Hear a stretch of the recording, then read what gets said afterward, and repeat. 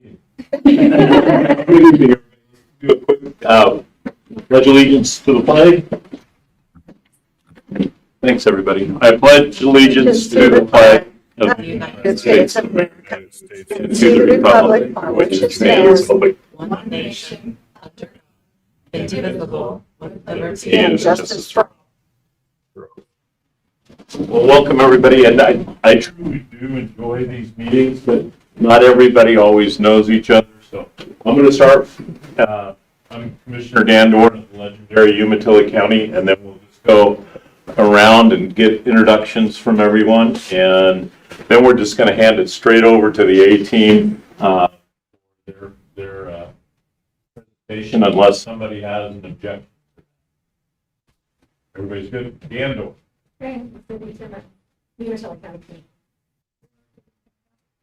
Multimodal Planning Commission. Sam Tucker, Planning Commission.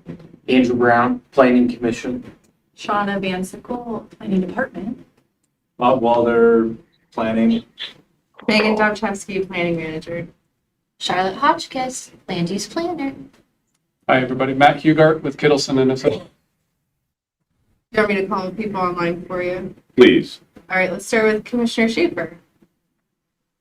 Good evening, everybody. I'm John Schaefer, Umatilla County Commissioner. And Andrew Morris.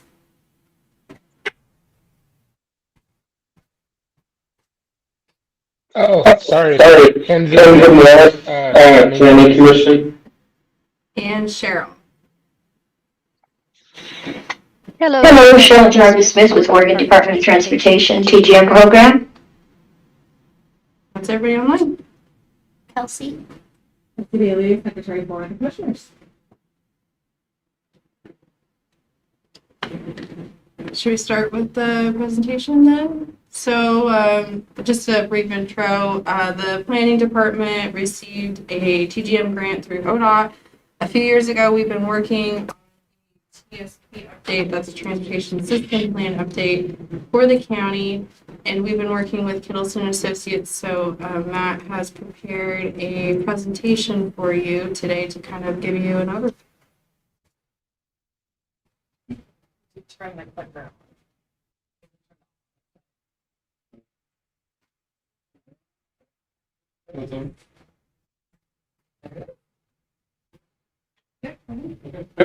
Everybody, again, Matt Hugart with Kittleson. Represent a number of people here this evening that helped me prepare this plan for the county. This is a work session. It's built into our scope of work, and it's designed to give these two governing bodies a chance to see the draft version of the transportation system plan before it becomes formally in front of you and for an adoption or hearings stage. That will occur in the next month to month and a half.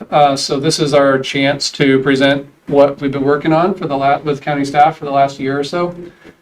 Get some feedback from you all this evening, and if there's some things in here that needs adjustments or some revisions somehow, some way, this is our chance to hopefully kind of get those out on the table so that we can make those changes before we get into the official public hearings phase. It just kind of helps those hearings go a little smoother, and it helps, I think, you all in the sense that you don't have to learn everything in advance of the hearing, kind of get a taste and a flavor of what's going to be in the plan.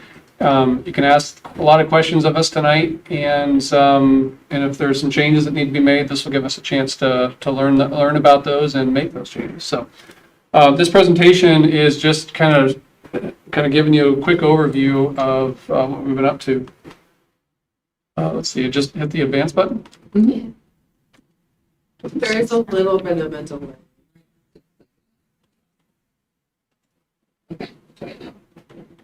It looks like this. Yeah. Okay. Just for an overview, we'll talk about the development of the transportation system plan. What are the steps that went into the draft that you're going to have a chance to look at in more detail a little bit later. Talk about the guiding principles that help shape the planning effort. We'll get into the actual content of the draft of the TSP and talk a little bit about the next steps. And feel free to ask questions as we go. Interrupt and take them as we go.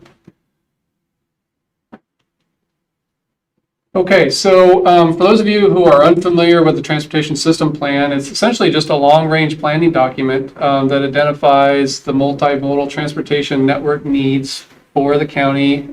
They're typically 20-year plans, so it's a forward-looking plan.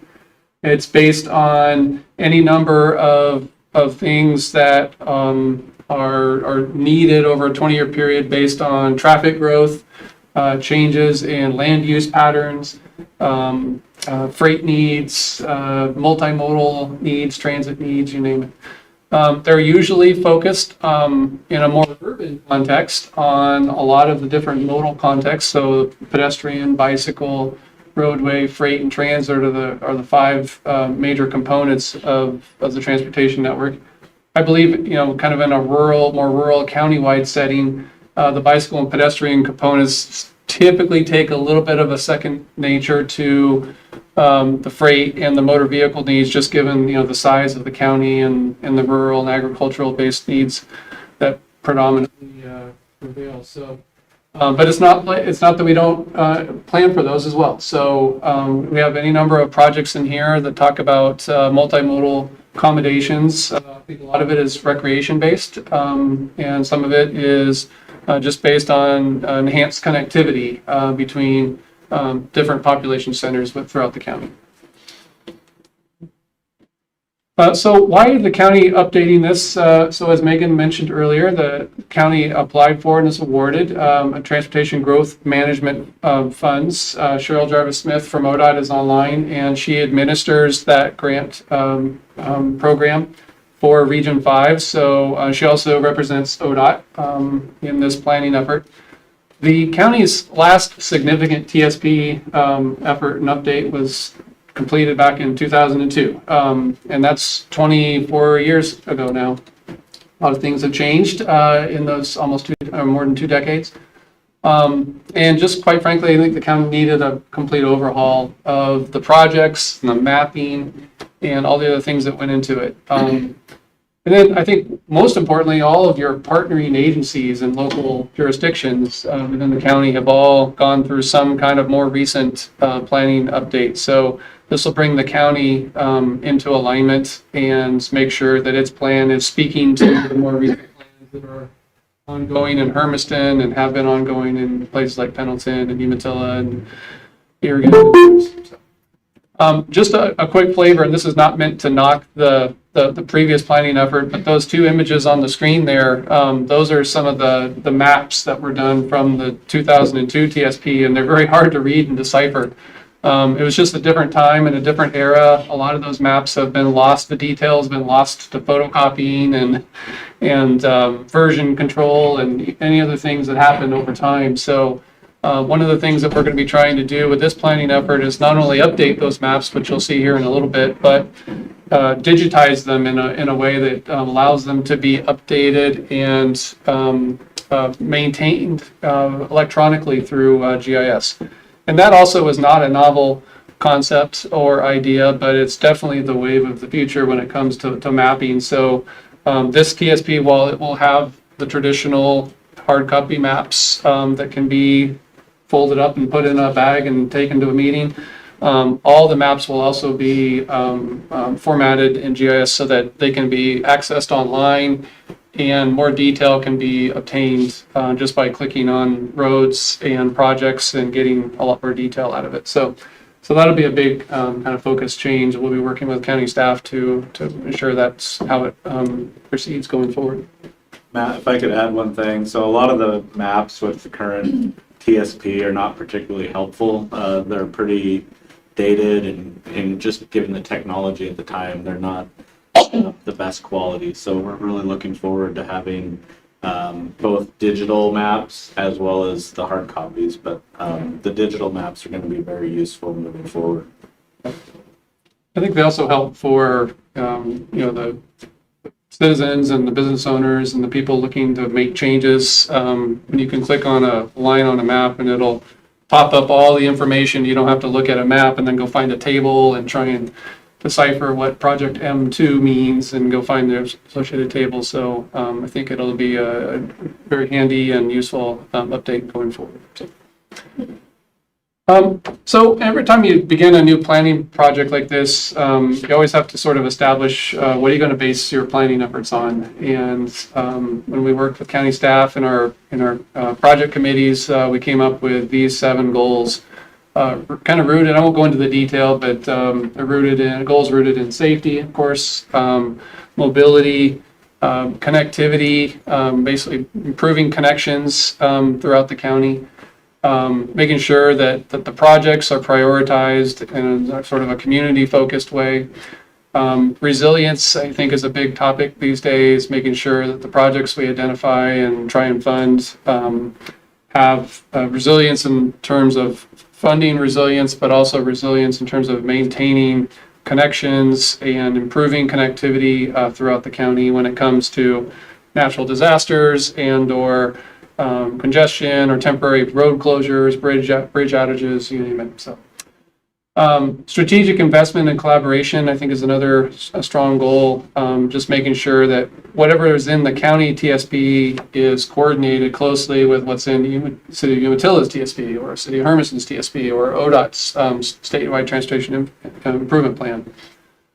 Strategic investment and collaboration was an important goal. And then lastly, kind of flexibility and agility is goes back to, I think, that mapping exercise we were talking about is making sure that this plan lasts more than a couple of years, knowing that sometimes it takes a long time to achieve funding for projects and to get projects implemented. So just making sure we've looked far enough ahead and broadly enough to make sure this is a lasting planning effort. So, real quick, can you go back to that last slide for a second for me? Sure. So on the last one, the flexibility and agility, is that for, am I reading that right, and that also looks like an electric car charger? Is that what that is? Yeah, I didn't get into all the nuances of it, but yeah, that also includes some expectations that, the transportation network is changing. Whether we wanted to or not, it's going to change, and we can't foresee all those changes. But we want to make sure that we've got some of that forward-looking perspective that makes sure that our projects and the needs of the county are being met through just some forward-looking endeavors. Perfect. No, I agree, and I appreciate that. Thank you very much. Okay, no planning effort is complete without a good solid outreach effort to citizens and the business owners and the constituents of the county. I don't know if Megan and Charlie want to take a few minutes here, but they led the majority of that planning effort. And so I don't know if they want to speak to some of the things that they did because they were really the rock stars in that endeavor. So. Yeah, so we worked with SAN, who's a they prepared a number of different public engagement materials for us. So they had an online website, they developed surveys as well as flyers and a table mat exercise. So Charlie and I, mostly Charlie, attended a number of community events last year. And we were really promoting transportation in Umatilla County, getting people's feedback, where they were experiencing problems when they were traveling. So we heard a lot about, road maintenance issues, lack of public transit options, sidewalk connectivity. Dangerous road behavior, Yeah, that was another big one. driver behavior. So overall, I'd say we had a pretty successful public engagement opportunity. We heard back from over 200 people, I believe, and so I think it was pretty successful. We've talked internally as a department, and we think that we could use that model for other planning events in the future to get good participation from the public. You want to add anything, Charlie? Honestly, I had a lot of fun doing it. I got to meet a lot of people from all over the county. I went to Pilot Rock and Milton Freewater and Umatilla and Pendleton.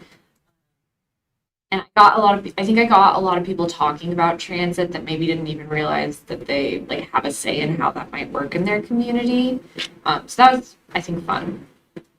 I think she undersold everything. Yeah. They worked very, very hard at it. I will say, to Megan's point, I've heard from other jurisdictions that want to hear what we were doing because it was so successful, and it should serve as a good model. The other thing that we did that was a little unique is, and I don't know, Matt, you're going to talk about the Safe Streets for All action plan that the county has developed simultaneously with this TSP update. But we leveraged some funding from Federal Highways Administration through a grant that we received for Safe Streets for All, and used some of that funding to help give our public involvement a boost and tag team both projects at the same time. So I think that was really effective, and they're all based on transportation related issues, both driver behavior and accidents and dangerous intersections. So being able to tie all that together has been really helpful for the development of the plan. And gave me a lot to talk about with people who came up to the booth. Any other questions on the engagement side? Okay.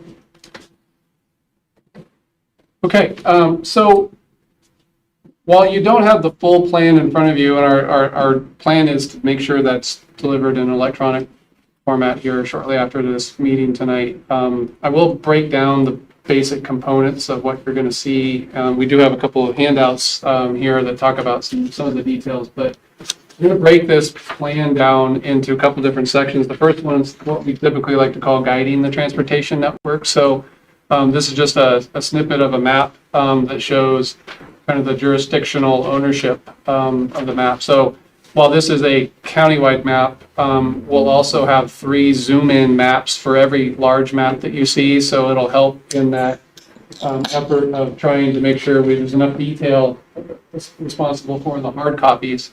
And so every time you see a map like this in summary form, there'll be 3 zoomed-in versions for each of the 3 quadrants of the county. But this is just part of the updated mapping efforts that we went through, just making sure that all the jurisdictional ownership and responsibility is clearly mapped and marked.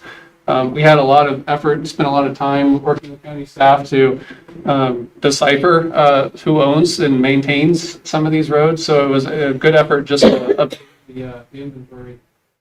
That took some time. And I'll say that Tom Bellows helped us out a lot with that too. There was a lot of coordination.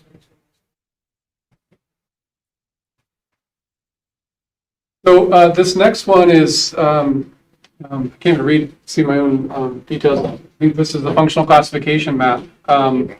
Is that right? Yes. Yep. So this again is what we call kind of it's the guiding map that differentiates how important certain roads are from a classification standpoint. So if you look at all of the state highways that run through the county, whether it's I-82, I-84, US 395, those are all state-owned roadways. And the previous, or I shouldn't say the previous, the current Umatilla County TSP has identified all of those state highways as the arterial network for the county. And that's appropriate. We kind of maintained that classification system. Everything else that is county owned gets broken down into major and minor collectors and local streets. So this is just an updated map. Again, we spent quite a bit of time with county staff trying to figure out what is actually the major collectors and what are the minor collectors. The previous maps that we had to work from and go from were obscured and blurred and photocopied too many times to the point where we really didn't have a good idea. So this is just an updated version of everything and fully updated. We also work with county staff and some of the partnering agencies like CTUIR to update some of the roadways. So some roadways were local streets and now they're minor collectors, and some roads were unclassified and now they're classified. So that's a reflection of sort of changing times and changing development and prioritization of roads. So this is just a map. There's tables that go with this that go into some detail and try and differentiate those roads going forward. So all this information at hand now and in a digital mapped format. This next one freight system. Freight. So just mapping out all the different freight routes throughout the county. And this question I wanted to raise this evening is, when you look at all of the state highways, I mean, those are the backbone of this county's freight network, obviously. But we also know that there's a lot of important county-owned roads on the system. And maybe a question for this group is whether or not we would want to determine what of our county facilities, which roads are more important versus others from a freight combination standpoint, and maybe whether we want to take this map to another extreme or another level. So we're talking about a county-owned road. Should there be a prioritization on the county's freight system? The moment this map focuses mainly on the state system, and so there's an opportunity to expand this and drill it down one more to kind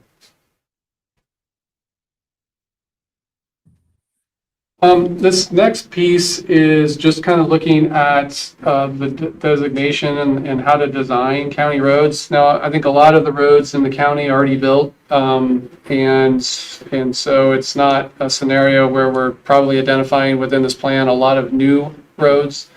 But what we have tried to update, working closely with Tom Fellows and his staff, is updating and modernizing the design standards for the county roads. So most of this is going to be more maintenance and modernization projects going forward. So probably have a lot of roads on the county that have narrow shoulders.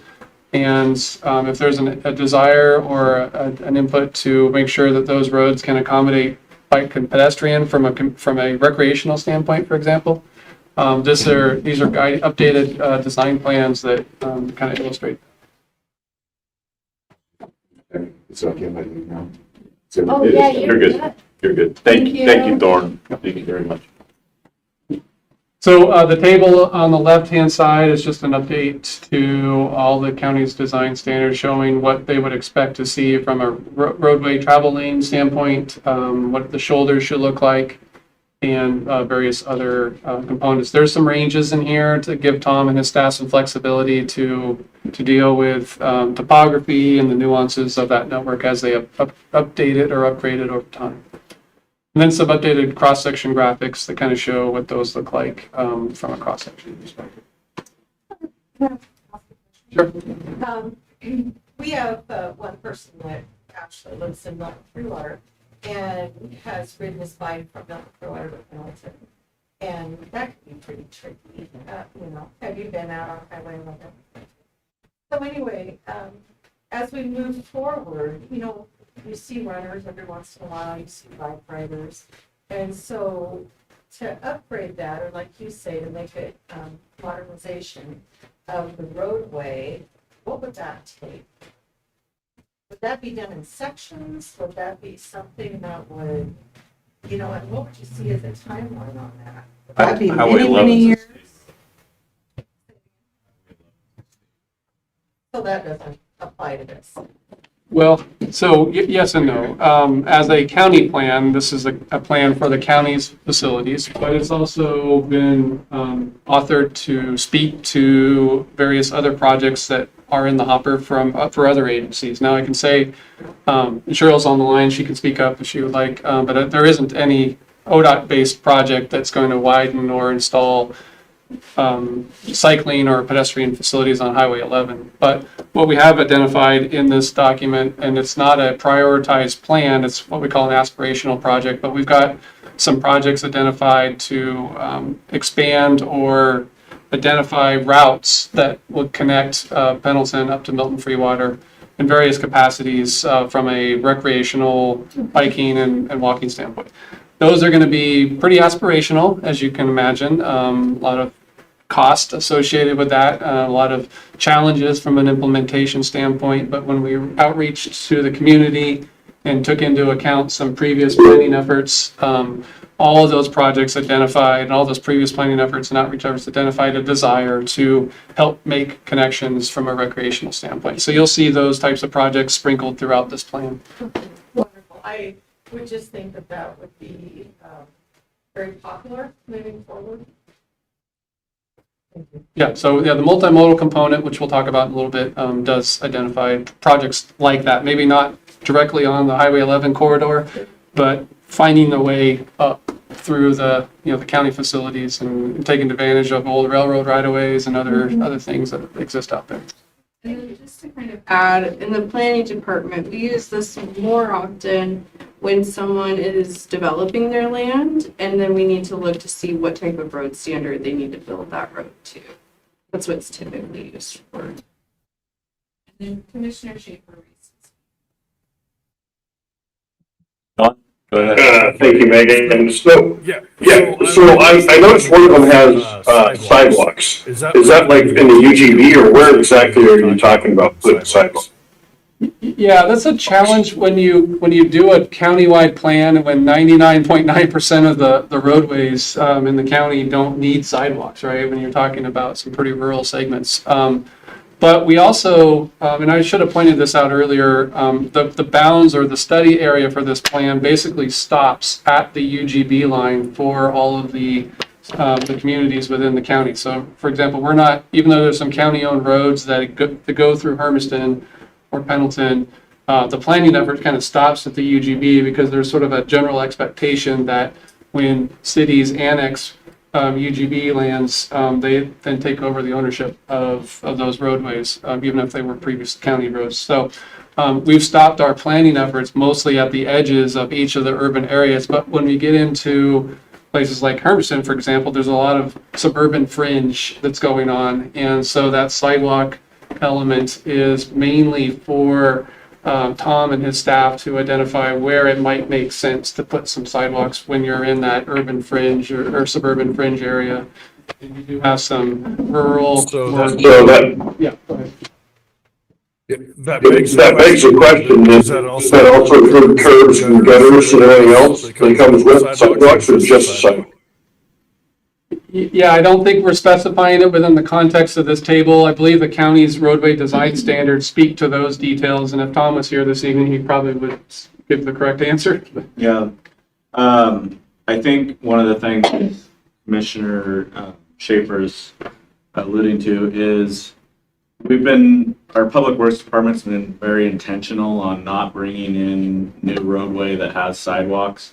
Oftentimes you have to have a curb and gutter with that, and then that kicks us into a category of having to manage stormwater. And so anytime when there's like a development in the UGB and they're looking at upgrading the roads to add sidewalks, I can't think of a time where that road hasn't been transferred to the city because they have the equipment to be able to maintain that infrastructure and go through the permitting that's required for stormwater. So. Yep. Exactly. Thank you. Yeah, and then Andrew Morris had his hand up.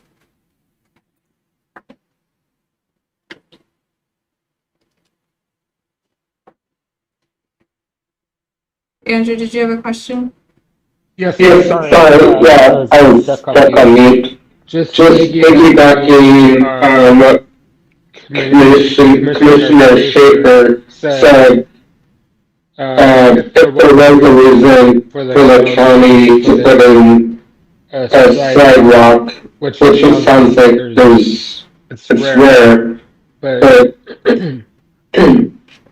would the sidewalks be required to meet the requirements of the ADA law? Yeah, most likely, particularly if you have a curb return and you're trying to cross a road, yes, all the curb returns would require ADA compliance. Thank you. Any other questions on this part of the plan? Okay, well, we'll come back if you have more later. Okay, so that's the guiding part of the project. Now we get into the actual projects. What are the project county's needs on its system? So it's always important, I think, when you begin a planning project like this, to talk a little bit about the reality of the financial element, because almost always you identify way more projects than the county has funding for. But we did spend some time working with county staff to try and look through where its current revenue sources and project what a reasonable amount of funding looks like over a 20-year period. And it's not much, 20 some odd $1 million, recognizing the vast majority of the money that you're bringing in currently is going almost exclusively to maintaining what you have. And I think Tom Fellows and his staff are very important in wanting to make sure that was pointed out. So when we're projecting the amount of money that the county might have, it's recognizing that in the state we're not in a expansion effort. We're in a maintenance effort predominantly. But there is opportunities to continue to achieve funds, whether it's through different revenue sources that we haven't envisioned yet, or grants and other opportunities. Yes, go ahead. 22 million, is that today's dollars, or is that 22 million, 20 years, $2,000? How is that? Yeah, this is all in, well, it's $2,025. We're even a year behind at the moment when this was first started. So yeah, this is all these dollars that you see sprinkled throughout the project and in this presentation, they're all $2025. That was a question that was asked of us in one of our last PAC meetings is, do we adjust that? And do we account for inflation and all the other things that we have to deal with? And Tom Fellows was kind of spoke up on that, and I think he was opposed to modifying the plan simply because it just adds a layer of complexity that's hard to deal with from a grant writing standpoint. And he had any number of other reasons that made sense. I just can't remember every single one of them. But he spoke up in the meeting and felt like it was better to just make sure that the plan was identified as the dollar costs associated with at the time the plan was prepared. And then when we get into grant writing and other things to help fund projects, that can be adjusted at that point. Is there enough information in here, and maybe you, in the final report, or suggest that, or even have a formula to create a impact fee formula for developers as we look at developers and stuff, kind of an STP funding or impact fee funding that we can pull off the shelf and use for a breakdown request or implementation for developers? Yeah, we've got a section in here that talks about other funding opportunities, and I believe that that mechanism that you're talking about is identified as a mechanism, but it's not. There hasn't been a formula or a specific. I don't know what's the right word. Yeah, we do those individually now. I just wondered if there was a formula that could be kind of poofed out of the middle of the air. No, I think because a lot of that, the implementation details get worked out, in the back channels and the back rooms. In the negotiation. Yeah. But I know like counties like Clickitat County in Washington, they have basically a fee they charge to developers for tearing up the roads when they bring in these cranes and they're putting up the wind turbines and the solar arrays that are coming in, and they basically get the developers to pay for the degradation of the roads. So there's any number of ways, but a lot of those funds have to go back to maintenance. They're not to be used for capital expenditures. So there's always challenges going forward in terms of how you can adjust your fees and exact them appropriately. Nope, perfect, thanks. So maybe just to point out a couple things here, you'll see in this plan this tier 1 and tier 2, and that's the packet you have in front of you this evening.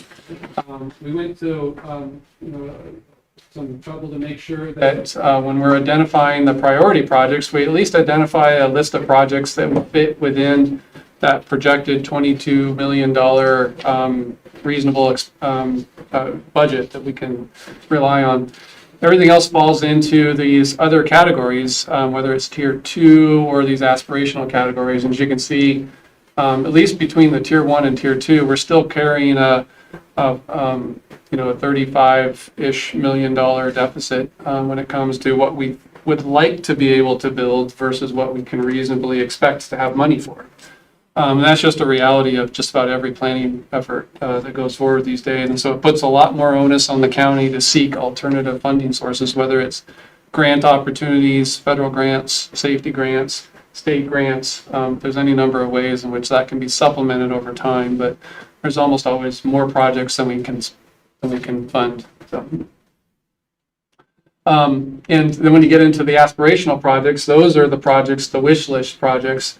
Doesn't mean that they're any less important, but from a prioritization standpoint, they tend to get put into that aspirational category. Any number of projects that reside in the aspirational category can move up. You can always move these projects in and out as you go. And these TSPs are meant to be living documents. So whatever's in there today can just as easily come out of there tomorrow and something else can move in. So.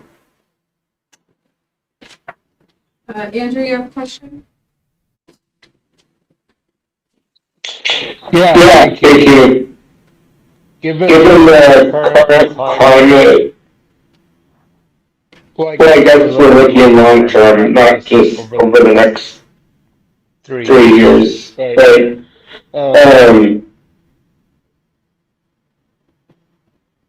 with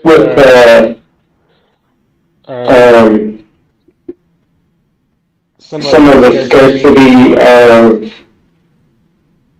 grants or whatnot right now across the country, would it be possible to put forward some of these projects as a bond on the ballot to people living in the county, as to say this is what it's costing now in 20 years. Here's the potential cost. But not only the potential cost, if you look in Pendleton and the traffic patterns have changed over the last 20 years, and Power Line Road that's just having more and more developments built on it, or subdivisions. There's really no more room for traffic. So I'm sorry, I don't know if this is the right question, but could the county decide to go the route of putting it on the ballot as a bond measure?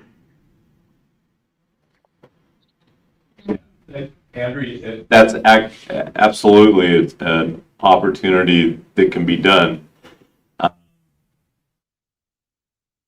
You would have to identify the projects that you would look at. But in reality, passing transportation bond issues is extremely. It would. I'm not sure it would have the ability. And the reason for that, roads become very local. And so a road that goes in front of my house, I'll definitely vote for a bond to get that road fixed.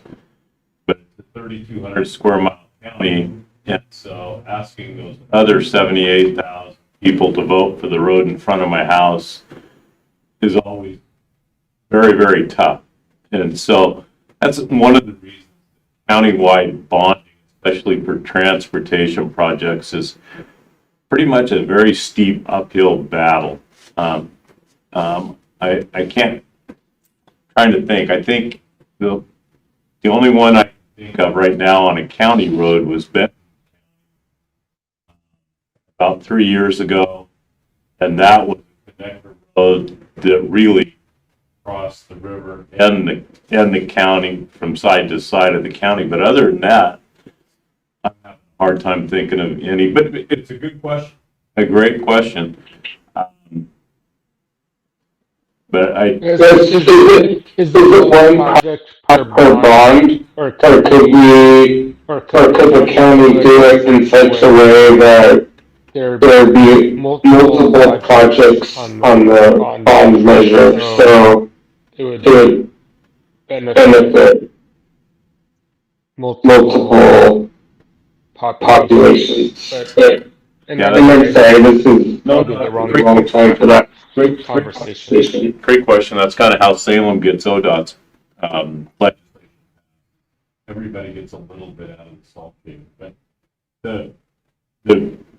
I cannot answer that question. That would be a bond council question, because there would be there'd have to be a deep dive in the look and how those were expended, what priority, and how. But it is a great discussion to have, Andrew. It's something we can look into for sure. Great question. Thank you. Okay, well, let's just kind of move on a little bit. We can come back to it if we need to. So in the packet in front of you, we purposely printed out the tier 1 and tier 2 projects, and we also included the map that's shown on the screen here. But these tier 1 and tier 2 projects are kind of very purposeful. One, we know we only have 20 some odd $20 million to reasonably expect to have money for. So let's at least identify some projects that fit within that umbrella. So those are the tier 1 projects. The tier 2 projects are also sort of high priority, important projects, but county staff believes that there are ways in which those can be funded outside of current known funding sources, such as grants, SS4A grants, safety grants, Tiger grants, any number of ways in which there's some reasonable supplemental funding. These tier 1 and tier 2 projects, you can think of them as sort of the highest priority projects that the county felt was important. And I should say the county, it's you all, felt was important to include at the forefront of this planning document. And they're broken down by sort of numerical letter codes. So the B projects are going to be bridges. The S projects are going to be safety-based projects. The F projects are freight. And the M projects are multimodal. And then the R projects are going to be more roadway based. And lastly, the I projects are going to be more intersection based. So you'll see any number of projects in here. And we met with Board of Commissioners, what was it, a month or so ago, and kind of passed this project list by them to kind of get a sense for, do we have the right mix of projects on here? Is there anything missing? Did get some payoff from that group at that point. So I guess this is my way of saying this is our opportunity. If something's missing before this thing gets finalized, to revisit if we want to, ask questions about this project list. As I said earlier, just because it's on the tier 1, tier 2 list today doesn't mean it has to stay there. And just because a project's currently in the aspirational bucket doesn't mean it couldn't move up. The reality of moving projects up and down, though, is there's a cost associated with it. And so whenever we produce these transportation plans, they have to be fiscally constrained. So we can't just move a $80 million project up in tier 1 just because we like it. There's a ramification of doing that, of course. So that's the reality of kind of this planning effort. I won't go into every one of these projects, but I'm prepared to talk about them if need be. And just want to raise your hand or ask away. We can go. Commissioner Schaefer raised his hand. Thank you. So I'm looking at F as in Frank 04. It looks like it's got Highway 37, Highway 334, and Highway 335. Are those dollars going to be provided by ODOT for that, since those are state highways, or where does that funding come from? We just used the state highways to more or less identify the bounds for the area in which we felt like a sort of a freight accessibility study. To be honest, this is a project that currently exists on your TSP. Just hasn't been moved forward yet. So it's not a new project, but those state highway bounds are really more just for geographic, um, Okay, so you're not talking about replacing something on the actual highway then? no, but I believe each of those three highways would be a part of the freight study area simply because they produce and provide the majority of the access in and out of that sort of growing part of South Umatilla. So. That's more freight than safety, John, so that's why that's. Yeah. No, I did see that. I was just curious if that was gonna be state highway, or if that was, or if the county was expecting to pay for that. Yeah, in terms of who pays for some of these projects, sometimes there could be some joint partnership, and sometimes there can be some grants that cross jurisdictional boundaries. So it could be a joint effort between Hermiston and Umatilla County and ODOT and anybody else who wants to join in. But if you're going to go after projects like this, some of this stuff is probably going to be grant-based more than anything. So this is a project where, maybe there's some county dollars that can kick in, but the majority of the cost probably resides in some unknown grant source at the moment. So the 200,000 in there is kind of a county participation into probably what is a much larger cost effort. Thank you. This was made up by county staff and Tom and Road Crew, I take it. Yeah. Who was involved? I think you told me, but. Yeah, there's probably one other group that we didn't really recognize. So supporting this planning effort was a project advisory committee. It was made up of any number of folks, technical folks from ODOT, counties, CTUIR, freight industry representatives. Anybody else on? We had a few representatives from cities, business owners, yeah. So they were kind of a guiding advisory committee that reviewed all the materials that were produced. So they had a hand in this list as well. Thank you. Some of the public involvement that went into it too, we took that into consideration.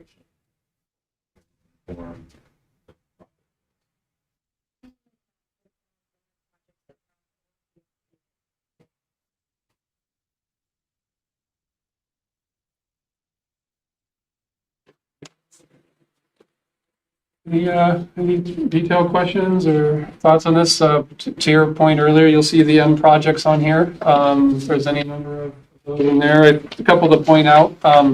This is kind of a big kind of topic of conversation with our CTUIR representative on the project advisory committee, as well as some of the outreach. But I think within the bounds of the reservation, the county still owns and maintains a good chunk of the roads that exist within that reservation. And I think when we met with those folks and we looked at their own TSP that was completed a few years ago, there's a really strong desire to improve connectivity between the mission area and kind of Pendleton itself. So a lot of these projects that you see here is a desire to make those connections, recognizing, a lot of those folks still need to walk or horse ride and you name it. So there's a lot of integration, I think, between project lists, making sure that what's on the county's plan is speaking to what's on CTUR's plan. So a lot of these projects in here are coordinated in that realm. We also have some projects that came out of some more local TSPs. So the Weston TSP, they went through a TSP update about 10 years ago, if that's right, Cheryl. I don't know if your memory's better than mine. Cheryl worked with me on that project, and there was a kind of a strong desire to connect Weston and Athena. So that connecting project is in here, so that recognizing the middle schools in Weston and the high schools in Athena, and you're constantly going back and forth between those two communities. And there's a county road that could provide a connection. So there's a multi-use path connection project in here that got pulled out of the local TSPs and got integrated into this project list. So there's any number of projects like that have a history that's rooted in some previous planning effort that we tried to bring and sew into this update. So. I just wanted to add the bicyclist, the Highway 11. That's what he does a lot of times. So he'll drive quick and then, go as far as he can. He has to get on Highway 11 for a little ways. And then I think at Adams, you can take the old road from Adams on into Pendleton. So he tries to do that. So, it's something that would fit into this too. But if you were to do something like that, what would be a timeline on that, or section it? How do you do that? Yeah, that's the nice thing about working on planning projects, you don't have to worry about the details sometimes, right? The implementation of a project like that is much more involved, and there could be some sections of roads where it just makes more sense to put a wider shoulder and construct a wider shoulder so you have a safer place for a cyclist to be riding when it's really narrow.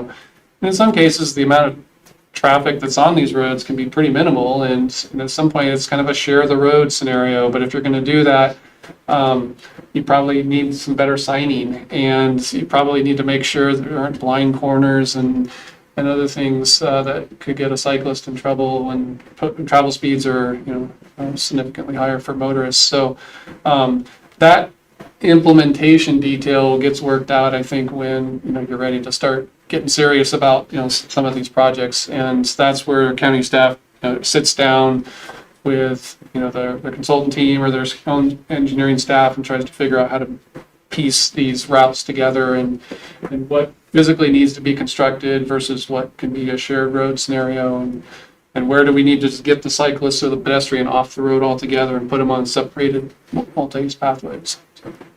So what prompts a project?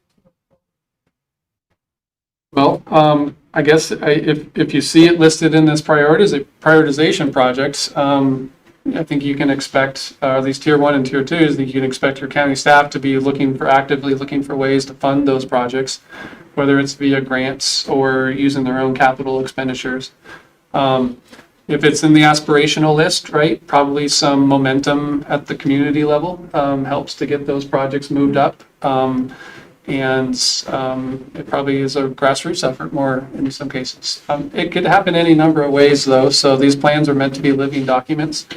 Maybe there's an unknown funding source that no one's aware of at the moment, but some administration could put a lot of effort into rural transportation options down the road, and all of a sudden there's a flood of money in the system, and so your county staff will be looking for those grant opportunities as they come about, and looking for some of those projects in here that can be used towards those grants. That's maybe one way it can happen. So. Can I add to that? So some of these projects in here are things that we've already been working on. So M2, for example, is Umatilla Road, Umatilla Trail. We've already received a grant for a portion of that project, and we've been working on it for a few years. So the way that TSP projects work is anytime you apply for grant funding, they want to see that project's identified in your TSP. They want to know that you've got some level of planning, that you've thought about it, you're not just applying for grant funding. So And starting from scratch. yeah, so that's why we kept it on this list, because we don't have the full segment funded, and that's something that we're actively working.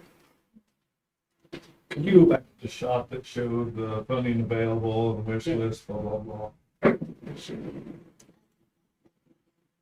So then I see that there is a grant. Is the grant just for putting this together, what we're talking about right now, or is there a grant already for some of these projects? So we received a grant for this planning effort. Okay. To develop this plan. But some of the projects on this list are ones that we've already applied for grant funding. Kind of two buckets of grants. There's planning grants that support the visioning process, and then there's implementation grants that support the construction process, and those are usually in two different buckets. Right now, you don't have huge implementation grants. The River Trail is an engineering and construction grant as well. New bridge. Oh, a new bridge. One in specific? Well, both of them are high priority. Yeah. But I mean, is there anything in the process of that we could consider that? We did consider it, but it was too much money. So what we're looking at is through the bridge program itself. That's a different program. That's a statewide program. it's challenging in itself, but having it on this, Is it competitive and It you is. submit a grant? it is because that pool is limited. Mhm. But having, it has to be in here. Yeah. And so, that helps, and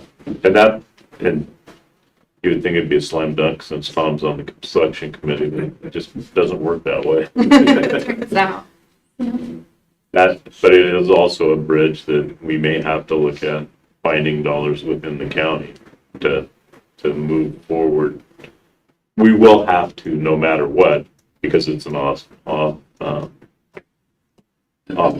bridge. Have to take care of approaches and land acquisition and that type of stuff. Off-system. So I have two questions. The first, I think, so we're not looking at, well, we have 29 million bucks right now, and let's see where it's spending. That's not the case. The second question is this: so when you look at the priorities, we have construction kind of projects, and then we have about $500,000 finance studies. So, yeah, I want to study it more. Tell me why study will be necessary to implement this. Because we'd like to see something done. We probably resist just another study. So tell me why that's. Yeah, let me use the example. I can't remember where it's located. Yeah, it's project, it's on the tier 2. It's on page 54. It's project I-01. That's one of those refinement studies that you were. So that's the I-82 power line road. Who was mentioning power line road? I think it was one of the commissioners online. But that road today looks night and day compared to what it was just 2 years ago before all the data centers started being constructed and before Umatilla hit a growth spurt. And so if you look at the traffic at that interchange, that interchange was constructed back, what is it, early 80s, late 70s, and it was basically a farm access road before it was anything else. Now it's a back door into Hermiston, it's a front door into Umatilla, it's a data center, supported interchange. It's exceeding its function. And City of Hermiston, and also incorporated in this plan, is an effort to try and build a new bridge across the Umatilla River on the Pumpkin Center Road alignment. And that once you cross that bridge and go west, where does it connect to? It connects to Power Line Road, right at that interchange. So this refinement study is a recognition that these large-scale planning efforts just don't have the time and the budget to really dive down into how to make that interchange more viable to the traffic patterns that it's experiencing today and will be continuing to experience potentially in the future with a new bridge serving Hermiston. So that refinement study is necessary to really look at, all right, what are the changes we have to make here? Can it survive as a diamond interchange, or does it need a complete overhaul? Does it need to be widened? Is the bridge itself sufficient for that type of traffic loading? So those refinement studies are somewhat, it's a recognition that within these large scale planning efforts, we really just can't get down into the nuances of what specifically needs to be done in those locations. The interesting part about that particular project, this IO1, is the county, and Bob, you want to speak to this, applying for implementation dollars on the SS4A grants, the Safe Streets for All. And there are ways in which potentially this project's going to get folded into that grant. So you want to speak to that, Tom? Which project? Oh, IO1. It's the Power Line Road, I-82 interchange area. So that's a build grant. Yeah, build grant. That's what I meant. Make sure we're talking about projects. The I-82 Power Line Road interchange is separate than the Umatilla Bridge, which is B15 on page 50. Correct. So that's, but both of them fit. Because of the additional traffic that will be generated at the bridge, we'll have a lot more traffic to the interchange, and so that forces us to have interchange area management plan and plan for how that builds up in the future. So kind of has a chain reaction, I guess you could say. But I understand your concern. It's a plan within a plan, and I understand that. But the fact that we've got the refinement study included in this gives the county then that checkbox to when they apply for those planning grants to say, hey, we need this study because it's already in our TSP, and we're. That makes excellent sense. John mentioned the 37, 334, 335. When we're talking about permitting, we're talking about an area that's significantly grown, and I can see where some planning has to really take place. $20,000 for the other one. It probably, I don't know, but a lot is happening out in the farm country around Helix. Those connections, so that's, I said something wrong, I apologize. Comment. So I was just not opposed to it, but that's one of I look at. Well, is that the priority? Hermiston would be, and I go, okay, maybe it is, but Can I add just a little bit to that? Sam, I think your overall question is one of the smartest questions that come into transportation and safety and traffic. As Matthew and the whole team mentioned, we didn't have a TSP in place for over 25 years. And so we've been limited on grants and limited on activity that we could go after. One reason is because we didn't have Charlie and Megan and the capacity to do that work. But the TSP is only one portion.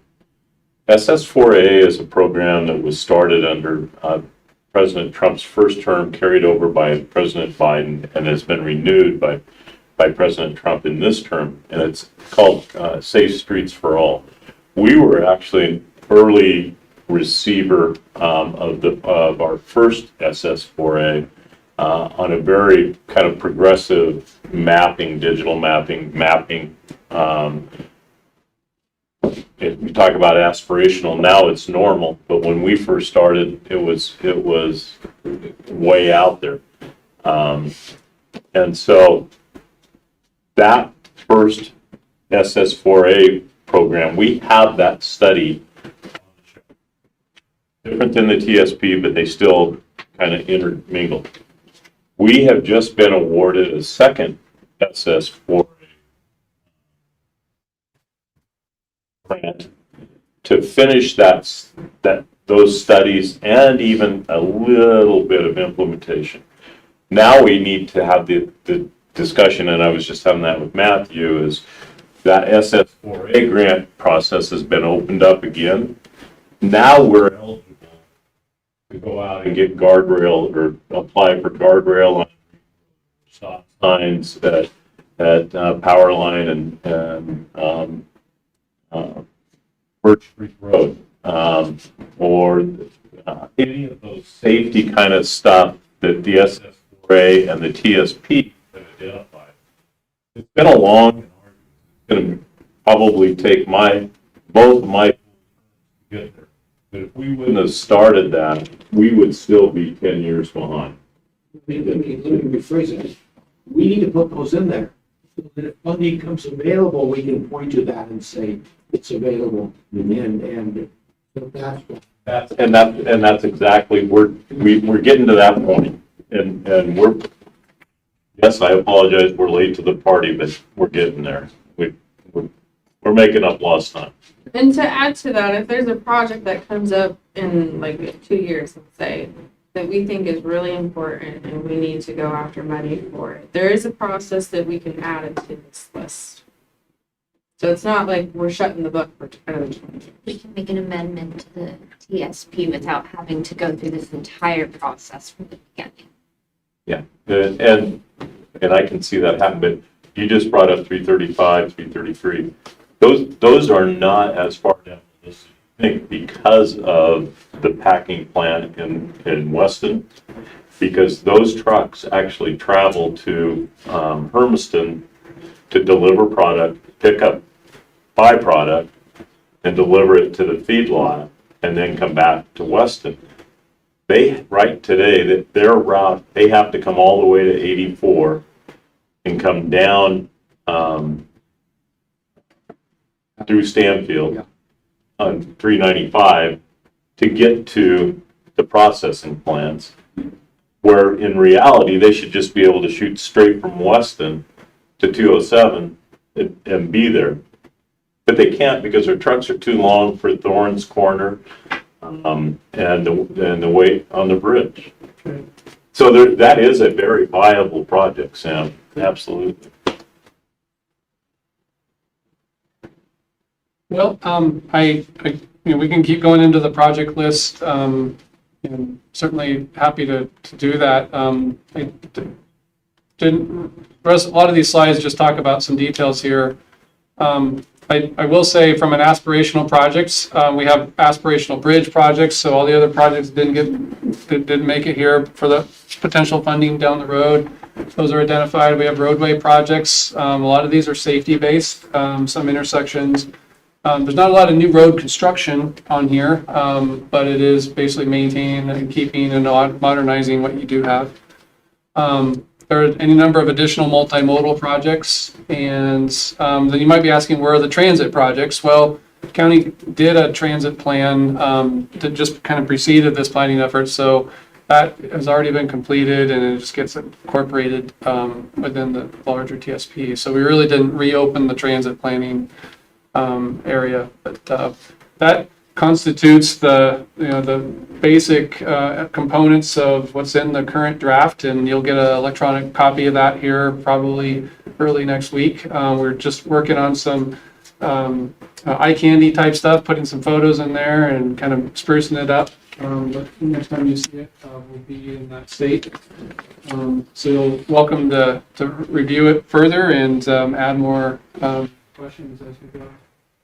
I wanted to just take the last slide here, talk about our next steps. So the plan at the moment is to wrap up this draft of the TSP. And then what essentially needs to happen is county will submit it to the Department of Land Conservation and Development. And that begins what they call the 35-day review window. So the county is not allowed to have an evidentiary hearing at the Planning Commission level until that 35-day window has passed. And that gives DLCD a chance to look over the project, but it also gives the county an opportunity to start noticing the hearings coming up. And so once that 35-day window ends, we'll schedule the first Planning Commission hearing. That'll be the first chance for the Planning Commission to officially make a decision to the Board of Commissioners. And then we'll follow up with the Board of Commissioners if it's recommended for adoption. Okay. He said he's available if you have questions. Matt, I had a question. If some of the planning commissioners, get home and say, hey, I wish I would have had this project considered, do they have kind of a time frame here where they could get you those questions or input? Or does it have to be tonight? I know you're on a tight turnaround to get things incorporated. But... Well, we're not as tight a turnaround as we would have been otherwise. Cheryl is on the line, and can you remind me, Cheryl, the time extension goes to October of 2026, is that right?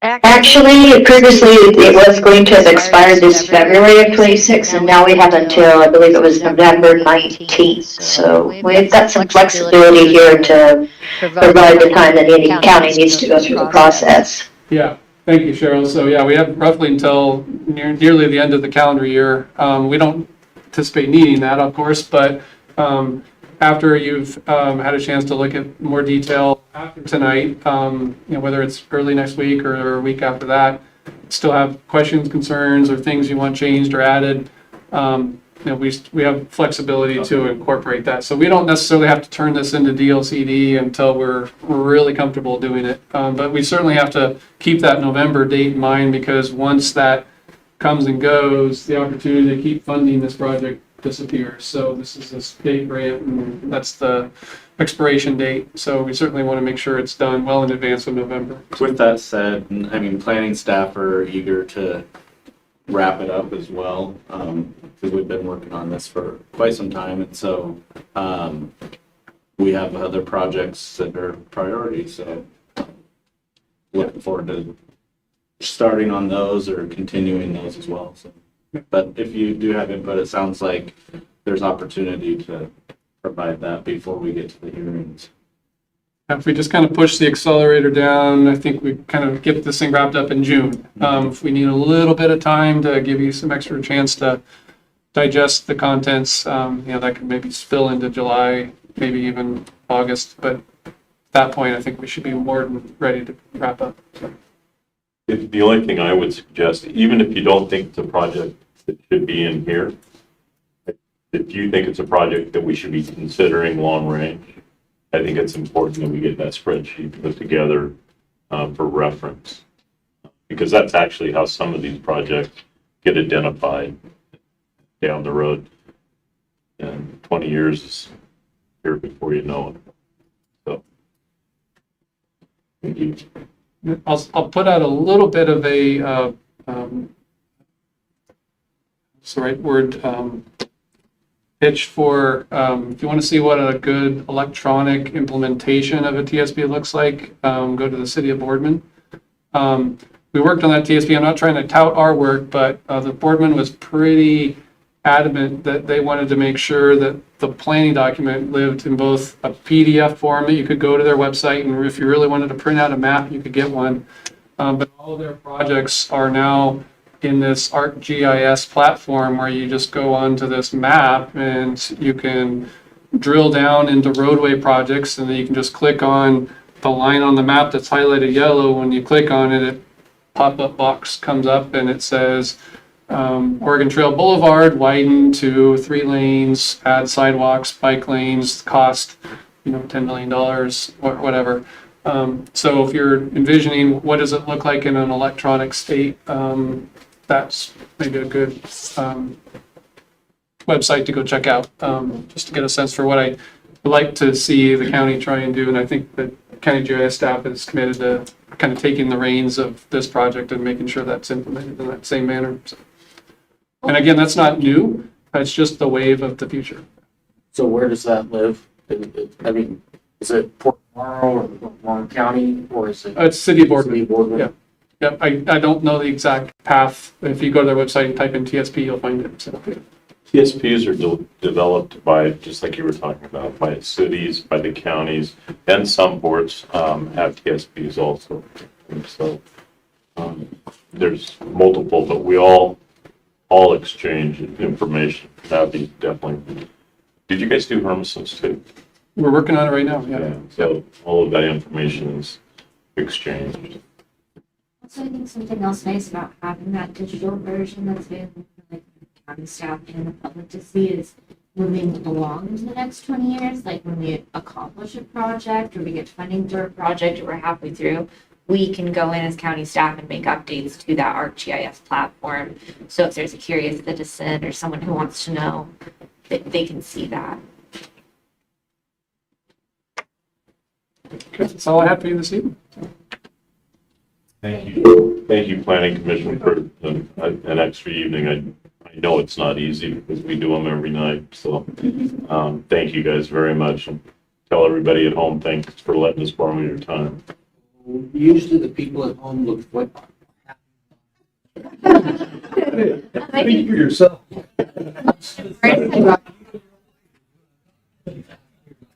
We have a hand up online. Go ahead, Andrew. Sorry, I just had one last question. I know that the TSP is, you mentioned every 25 years, but is it possible for the county to fund itself or take grants to do one maybe in 10 years, given the amount of growth that our county has had, especially in the last 25 years. So I guess the question is, can we do them more often? in in 25 25 years because the changes are rapidly happening. Yeah, that's, I'll start and someone else can add in, but yes, I think the reality of going through a brand new, like top to bottom transportation system plan, obviously it costs time and effort. And it's not something that most jurisdictions have the internal capacity to do at a staffing level, so they always have to rely upon the grants such as the one that's funding this one through the TGM program. But there's a lot of communities throughout the state that are constantly trying to update it, so TGM can only fund so many of those. Umatilla County just happened to be next on the list a few years ago after applying. So yes, the reality is they should be constantly updated. You're right on the money, Matthew. Yeah. And Andrew, the question is great because that is something that I would encourage commissioners in the future to put on their list, just like a charter review is every 4 years or every 6 years. And the thing you have to remember, though, is we're still Umatilla County. We're not Multnomah County. We have limited staff. Our staff does as much as Multnomah County staff. There is no doubt about it. We hijacked the A-team when it comes to this type of work. But they still, to have a completed, updated TSP plan, you have to go through the process just like we're going through tonight. You have to go through a public hearing process to get it approved on the shelf. And I'm not saying that to discourage it because I think it needs to be done, but I think it needs to be done on a more planned level so that things like budgeting, if there's development and it takes an extra $80,000 and that's a major portion of it, then you talk to the developer about funding that update. But yeah, the answer to your question is yes.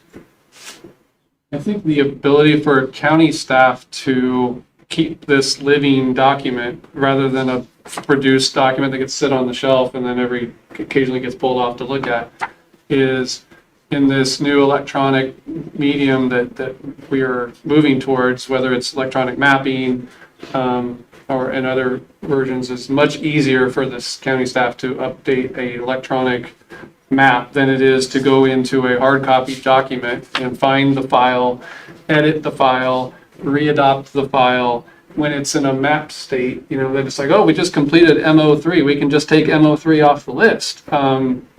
And it doesn't have to be adopted. You guys don't have to re-amend it or readopt the amendment.